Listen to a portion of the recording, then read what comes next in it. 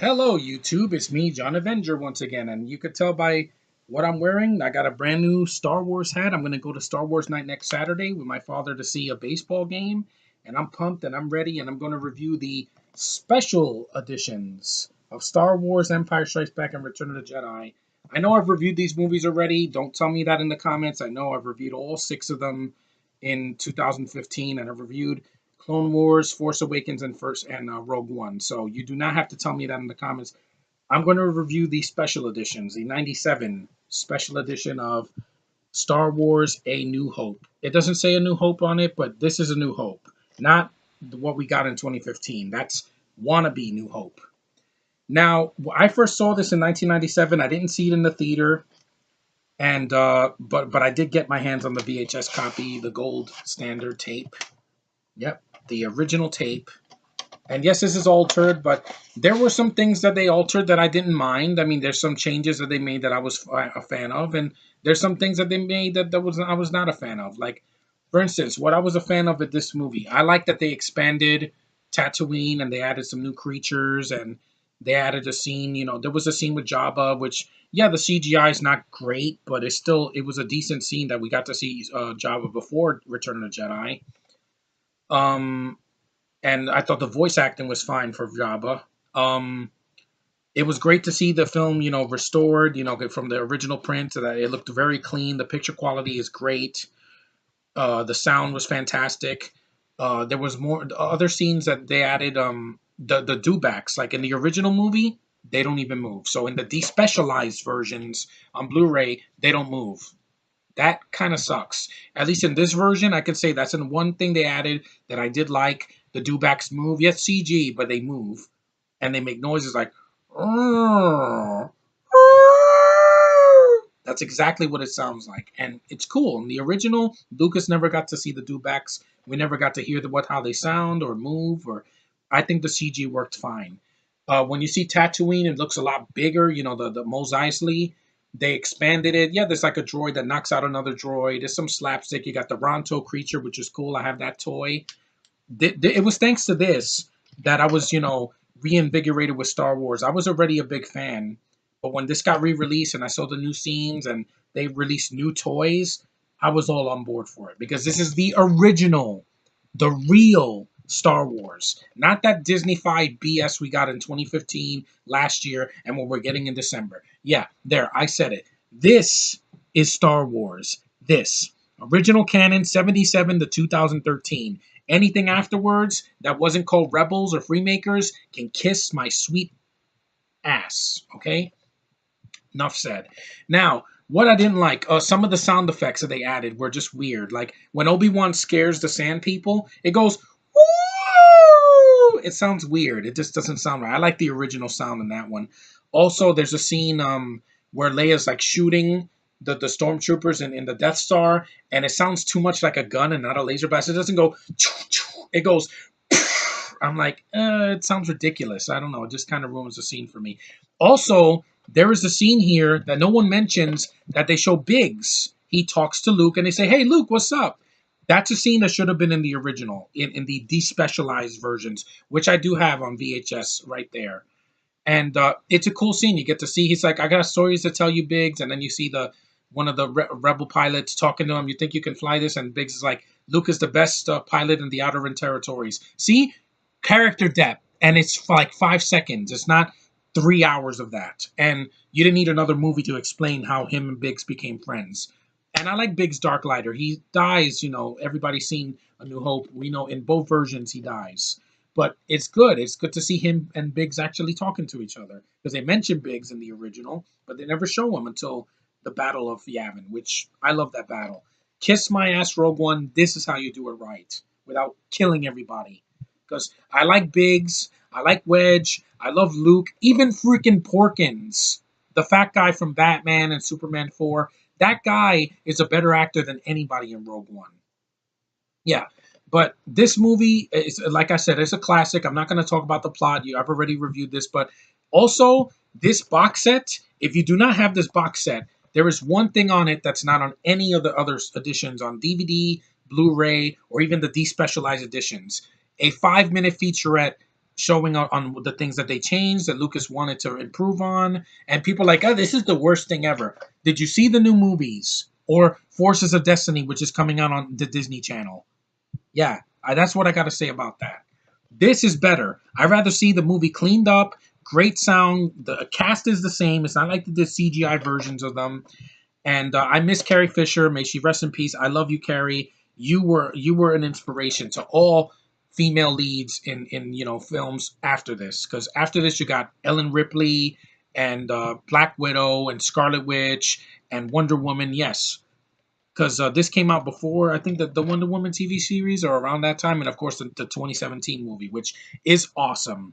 Thanks to Leia's one of the reasons why, because she is a badass with a gun, and she never had superpowers. Winkety wink wink. And this movie is only, even with the added scenes, it's only 2 hours and 5 minutes. Take that, Pirates 3. You don't need to make your movies 3 hours. All of these movies, all of these films, I'm going to say it right now, all three of these movies are perfect the way they are. Even no matter what edition, the original release on VHS, the despecialized versions on Blu-ray, the 1997 special edition, the 2004 special edition, the freaking Blu-rays that came out a couple years ago in that box set, they look amazing. The only thing wrong is some of the changes they made, like the no and Return of the Jedi, which I don't have to talk about that. It's not in these versions. So I'm fine with that. And I love this franchise. This franchise means everything to me. It's what Lucas created. He's the creator of this franchise. Like I said, not J.J. Abrams, not Kathleen Kennedy, that feminazi, and certainly not any of the new directors that we got. Not Rian Johnson or Colin Trevorrow. No, Lucas. This is Lucas's creation all the way. He directed this one, then he produced and wrote this the story for this one, and he got the right director, Irvin Kershner. You're not going to top him, Rian Johnson. I'm sorry. May rest in peace, Irvin Kershner. And Richard Marquand directed this. My favorite movie in the franchise. The best Star Wars movie I've ever seen. No, and I ignore what happens in The Force Awakens because this is how it ended. You did not need another movie, in my opinion. But anyway, A New Hope, the featurette is good. If you've never seen it, they show about how they put the new computer effects in there, and they didn't want to just change everything. It's not like this movie took out scenes from the original and made it worse. It's not like a director's cut of Cyborg or other movies where they just take key scenes out. They added some new flair to it. They added some new scenes that I liked, and it didn't hurt me. I liked the scene with Biggs. I liked the scene with Jabba, even though the CGI doesn't hold up. And also the special effects when the Death Star explodes. It's like a plasma. It shoots out. So it's not just boom. It's like it's cool. I like the visuals. It's got the real Peter Cushing here, not a CGI version. It's really him. It's all his scenes intact. It's not like they took scenes out. And I just love the way they did this. And I'm fine with the special editions. All of them, all three of them. When the land speeder is going into the freaking to the cantina, the blob that was in the specialized versions is not there anymore. Awesome. I like the way it looks. I wish there was a version that had the original and the special editions in one movie, or you could choose which version you want. That would have been epic. Than just despecializing it and taking out the flaws are still there, even in the despecialized versions. I know it's in HD, but it's the same thing as the VHS tapes, except they're in HD. That's it. And the flaws are still there. The dewbacks are still frozen. There's no scene with Jabba, and the blob under the lamp speeder is still there. But despite that, this is still an excellent movie.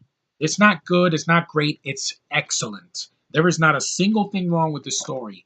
There's no plot holes that I find irritating. There's no characters that are stupid. There's no freaking CGI characters that were not necessary.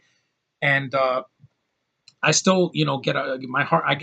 My heart is in my throat every time I see Princess Leia. Carrie Fisher. I love these characters. I love the actors. Love this movie, and it's worth getting. This is a collector's item now. This came out 20 years ago. I was 12 when I saw this. I loved every second of it. I'm like, you reinvigorated my love for Star Wars, George Lucas. You did it. And then 2 years later, we got Episode 1. Everybody hates that movie. I don't. I clearly have a poster there that I'm going to keep there as long as I can. Because unlike Force Awakens, where everything they did was just to beat nostalgia over your head, Episode 1 did a lot. It did a new story. It took it in a new direction. That's what I appreciate with the Phantom Menace. Despite all the problems it has, it did something different. It didn't copy the original. You can't do that. This is the original. Yes, specialized, but it's still the original. It's not like I'm watching a different cut of the movie. I'm like, ah, that sucked. Hey, it's not like there was just a few scenes. It's not like every scene is changed. Also, the scene in Yavin where they're flying in the spaceships and the freaking X-wing and the Y-wings, you can see them up closer. They're not up distant. They're up close. The Sandcrawler is up close. Everything is up close. That's cool. I like to see things from a new perspective. That's why I love Star Wars. Everything canon from 77 to 2013. Almost everything. Yes, there were problems. You had the freaking holiday special. You had the Clone Wars cartoon, which I didn't care for, and the Clone Wars movie. Yeah, you had the Connect game that came out a couple years ago where they dance and sing, but that's still less laughable than a hobo with a stick.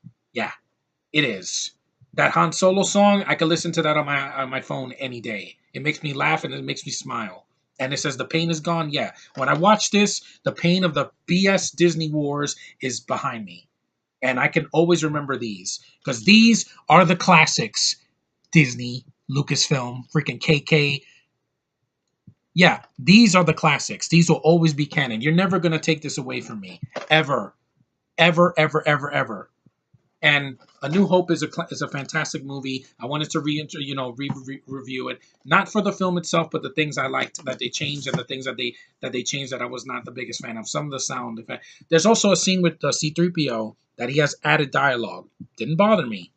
See, little changes are fine, but if you change the whole movie and you do what DC did with Suicide Squad, then it's a problem. Because if the movie sucks, an extended cut's not going to make it any better.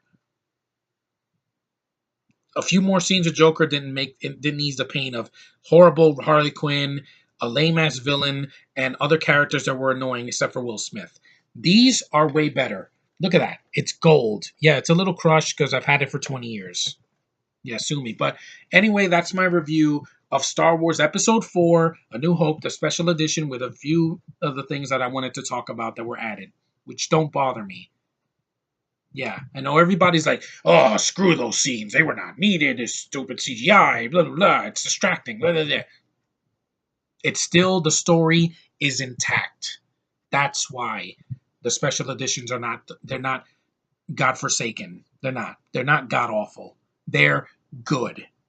The originals are better with unaltered, but they're still good. Or the movie itself is still excellent. All three of these movies. I will never say that with this new trilogy. Ever say that. So that's I'm passionate about Star Wars because it's everything to me. I clearly have posters all over the wall. Episode 1, the original. The freaking Smithsonian exhibition that they put in New York 15 years ago. I went to that with my father and my sister. I took pictures and I have proof that I was there. And I saw all the prequels in the theater. Kiss my ass, Rogue One. I didn't see you in the theater because you hurt me. You sucked the soul out of me. You made a boring ass movie explaining how this movie came to be, which didn't need it. You didn't need to Prometheus this because you're never going to ruin this. Ever going to ruin this.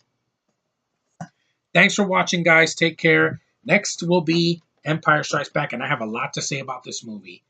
And there is no way, I'm going to say this right now, there is no way Episode 8 is going to be better than this. Take that. Not Rian Johnson. Not going to blame him. But your hobo still sucks. Later.